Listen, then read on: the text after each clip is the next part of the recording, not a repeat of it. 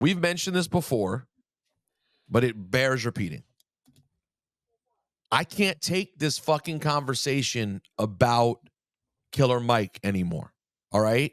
Mhm. And it's not just kids on the internet.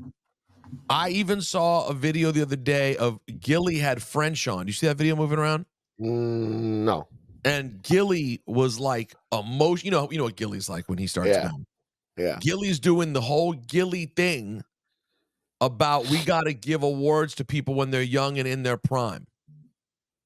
And like, I love Gilly to death. I like fundamentally disagree with this concept so much that the people that are inherently deserving are the young. Like, I just don't understand this conversation. And listen, truth be told, you know, clips on the internet are. I don't know if the starting point here was the Killer Mike convo, but it's what it felt like for me. And I've seen so many people having it. So I just want to take a moment with Cipha right here. We had this conversation before, but I want to like tie it up nice because I thought about it. I want to know what people are talking about when they look at the categories this year that Killer Mike won in, and tell me what you're so upset about or who the nominee was that was so missed in these categories. Uh-huh. Best rap performance. Killer Mike had a song, you have to remember, with Andre 3000. Oh, and he's Future. good. Who, Andre, you think? Oh, and Future. And Future. Now, that's very interesting because we all know, I've said this before on the podcast, some people don't know, Future is Dungeon Family.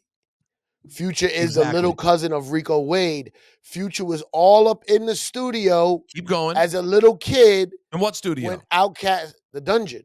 Oh.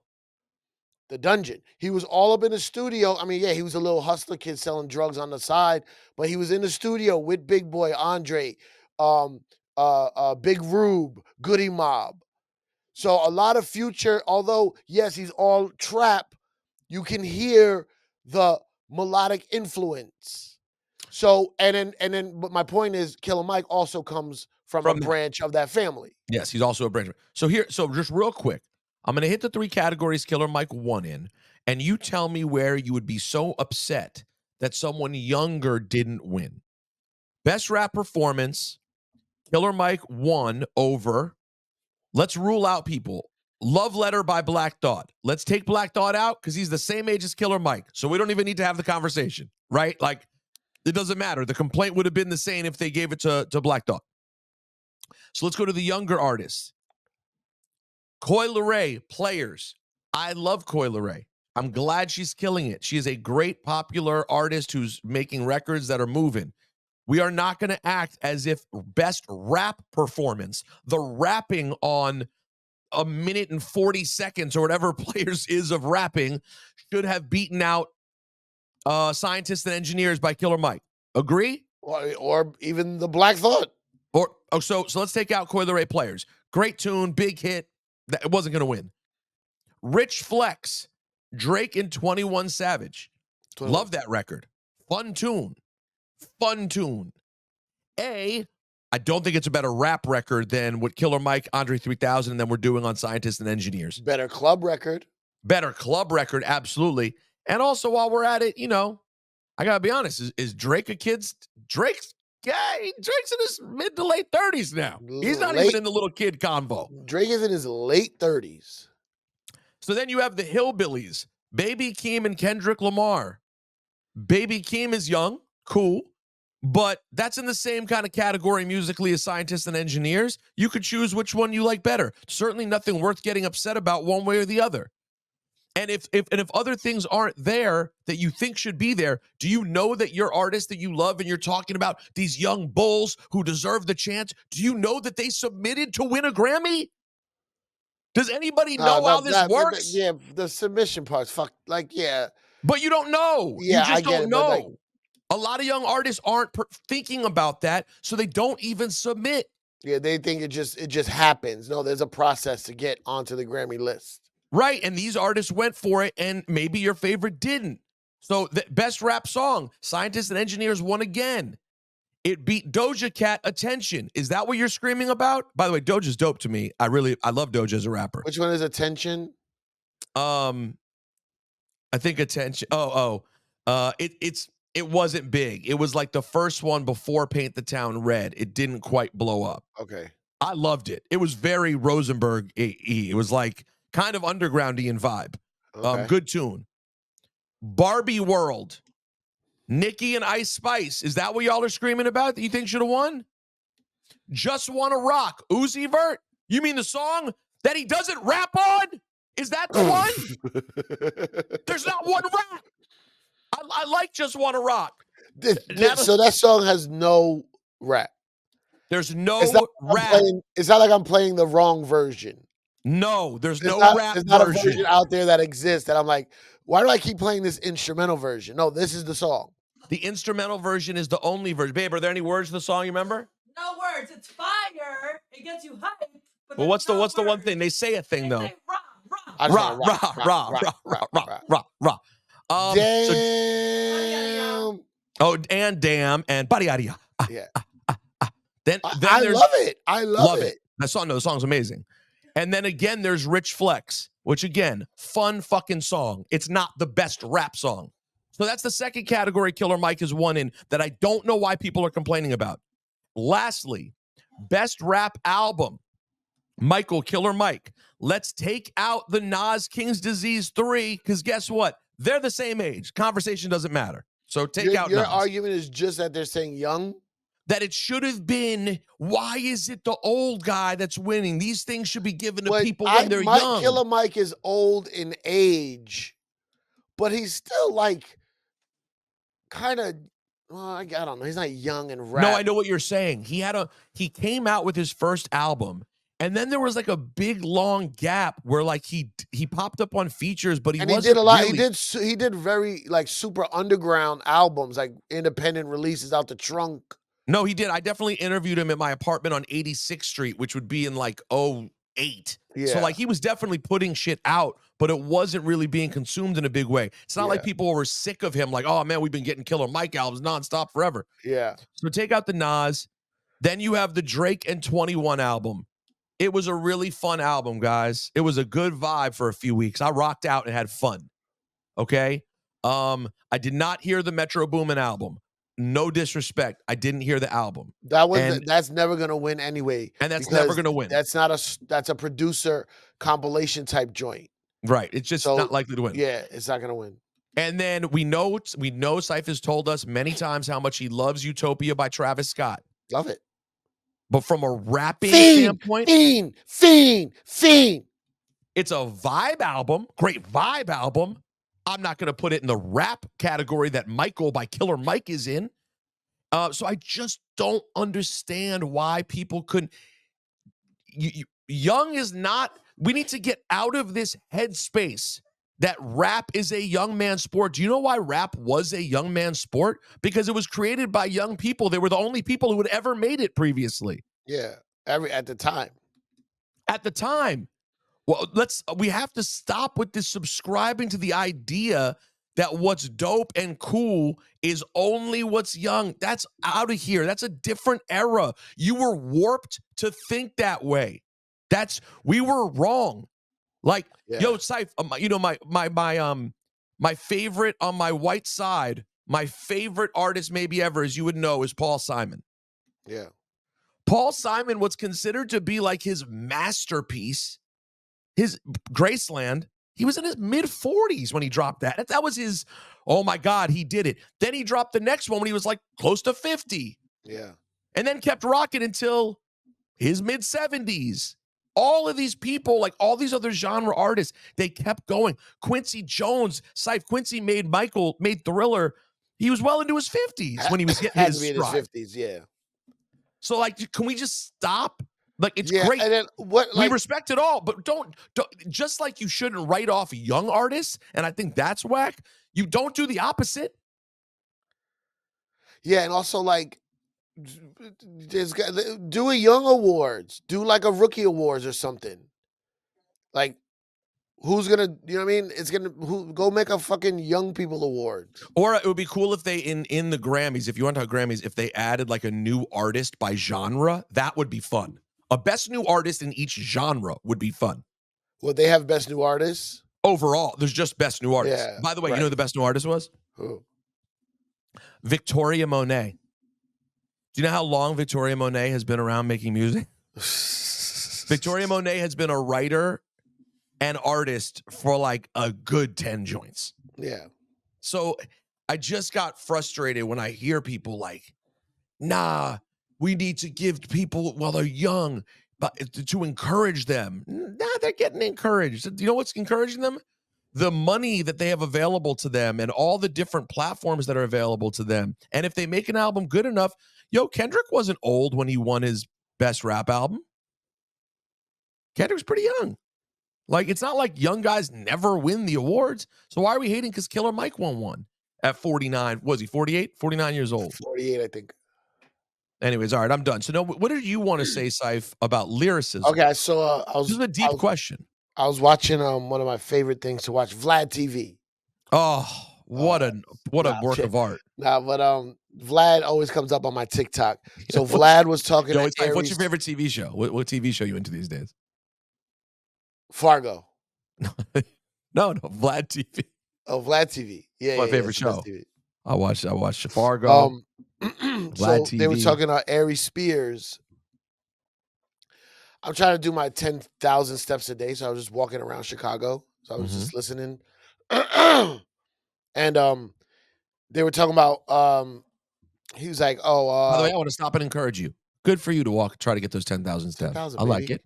Okay. So he was like, so he was like, it was about Drake. Drake's not a lyricist. He's like, I'm not a big Drake fan. He's not a lyricist. And Vlad was arguing with him. And then it got into like, well, remember Black Thought did that freestyle. That's a lyricist to me. You know what I'm saying? And then Vlad was like, what about Lil Wayne? And he's like, I'm not really a big Lil Wayne fan. So like, I think the term lyrics or lyricism is too broad. When you have these hip hop conversations, debates that we always have, what exactly is lyrics and lyricism? Because sometimes it's the performance, sometimes it's delivery. It's not what you say, but how you say. So what is lyrics or lyricism? It's a great... Because that's a big umbrella. It has to be chopped down, man. Put some fucking X-Lax in this Coke and chop it down. Woo! Everyone says, though, everyone always says, like, oh, dope lyricist. Yeah. What do you mean by dope lyricist? Does it include the rapping skill, or is it just the lyrics that they're saying? And is it the word use? Yeah. Is it the stories told? Is it just that each word has meaning? I mean, I don't, and then I know what I like. Like, I love listening to Mos Def, Black Thought, but then like people say Shane Gillis, but then like they say Busta's a lyricist. But are they talking about his delivery style? You know what I mean? Like, did we wait till too long in the show to talk about the fact that Busta Rhymes supposedly got into a fight last night at a club? I saw that. What was that about? Saw them but most notably, some guy out. Yeah, and that when the people write about it, of course, they refer to it as he got into a fight with fellow rapper, and then you're like, wait, who is the rapper he got in a fight with? And the guy's name is Nizzle Man, and you're like, Nizzle Man. Like, why'd you say it like? What? I literally asked people around me. Maybe I'm old. Does anybody know who Nizzle Man is? Wait, this happened? Yeah. But wait, you heard about this yesterday while you were out? Yeah, I saw it on. I was in a bar in Chicago, and it was like when it happens, it was like, I don't know, 3 a.m. or whatever. And I go, hey, does anybody know who Nizzle Man is? Because they are dragging this man out of this Busta's face. Yo, the articles say, fellow rapper Nizzle Man. I don't know if fellow rapper is fair. That's like a kid who ran for student government got into an argument with Obama, and it says fellow politician Stevie Johnson. You're like, well, I guess they're both politicians. So Busta's an interesting one because I feel like Busta kind of does everything. It's like we need to ask, who do we ask this question to? What does lyricist truly mean? Because it really is a matter of taste, right? I guess, but then because I'm just using this example with Vlad, like whatever, it just sparked my mind into like, yes, what is, because I could see how you love Black Thought, and if that's your style, how you could not love Lil Wayne, but I can never see how Black Thought wouldn't love Lil Wayne. You know what I mean? Is it the type of music you rap on? Because, bro, I have a Lil Wayne playlist that I put together, and every time I play it, I hear shit I never heard. He raps like his analogies and fucking comparisons and metaphors are sick. So is that lyrics? Because it's over a trap beat? Is it different than because it's not a soul beat? Do we want to put Lil Wayne on the soul? Does the beat make a difference? But Lil Wayne be saying some fucking shit. But then he also has songs where he's like really not he says the dumbest, not lyrical shit ever. Yeah, like I eat that pussy. Like a song called "Eat That." What's it about? Well, hold on. Let's think about it. What is that song about? I'm not sure. He's so deep with the lyrics. But yeah, but like, okay, so does that? You have to be a quote unquote conscious rapper to be a lyricist? No, absolutely not. Because I've heard Kweli say Lil Wayne is one of the best rappers ever to do it. Well, then you also have the thing about where the quote unquote lyricists, when you ask them what they listen to, all they tell you they listen to is Gucci Mane. And then you're like, wait, is Gucci a lyricist? Yeah. And I don't know, like even Ghostface. Ghostface is a lyricist, but not in the traditional sense. He's a different kind of lyricist. Yeah. So what does it mean? Yo, like Ludacris is like sometimes back in the day, man, Ludacris lyrics. And I'm like, I don't think you're saying lyrics. I think you're saying delivery. That's so funny you said Ludacris is a great one to focus on. Yeah. Because there are people who think Ludacris is one of the nicest. And then I'm like, well, I really like Ludacris, but I do not hear that level that you're saying. But I do hear how he flips the word structure and the rhyme schemes and all that. Yeah. No, absolutely. He's very interesting. I love playing Ludacris music, but I never thought like, oh, he got the ill lyrics. I'll tell you one thing though. No, I agree. I'll tell you. And by the way, Jadakiss is another interesting one. Yeah. Because some people will be like, Jadakiss, the absolute nicest. And then the next person will tell you, Jadakiss isn't the best in his own group. Jadakiss never made a hit album. Yeah, or that like, yeah, you love Jadakiss because of his voice and his punchlines, but he's not lyrical miracle. You know what I mean? He has the most charisma, but is he really the lyrical miracle, spherical, clerical? Irical miracle? Jadakiss, I've already decided Jadakiss is going to be my top 5 forever. Really? Jadakiss is one of my top 5s forever, and he's not even my favorite in the group. I like Sheik more than any of them. By the way, I love Sheik Luch. Cipha, you should change on your Twitter bio. Yeah. You should add, I think Sheik Luch is the best member of the Locks. I love Sheik Luch. That unique a take. Sheik Luch is incredibly underrated. Well, first of all, you're saying his name wrong because I'm reading it. I think his name is pronounced Sheik Louch. You ever saw the video I put of that? No, you did a video about Sheik Louch? Yeah, there was this white guy. I guess he reviews hip hop albums, and he was reviewing the Locks' first album, Money, Power, Respect. And he was like, Jadakiss, Styles P, and Sheik Louch. And I go, how are you how are you reviewing an album? You don't even know the guy's name. Just listen to the album. He says his name. Right, he's going to say it. But then I'll just sidebar. What Jadakiss did at the Verses, I know. I'm like, this guy is the great. He got the raps. He got the fucking showmanship. He took control of that whole situation. He murdered it. He fucking was funny when he fucking flicked Jewel's hat. Like, I'm like, oh, Jadakiss is the greatest I to know. ever do this. He went up to a different level completely during that. So, but whatever. So Jadakiss is the type, yeah, he got so many raps that he never would even perform them. He wouldn't even remember. If you were like, yo, do that joint with this guy, he would be like, I don't know that song. I wrote it, I never performed it, whatever.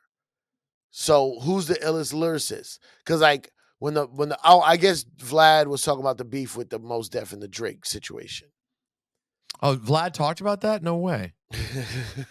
So I don't know. Like Mos Def, to me, you know, I listen to old Mos Def and I'll hear somebody, oh shit, I never realized that's what he was saying. That's ill. Is it like poetry? Is lyrics like poetry?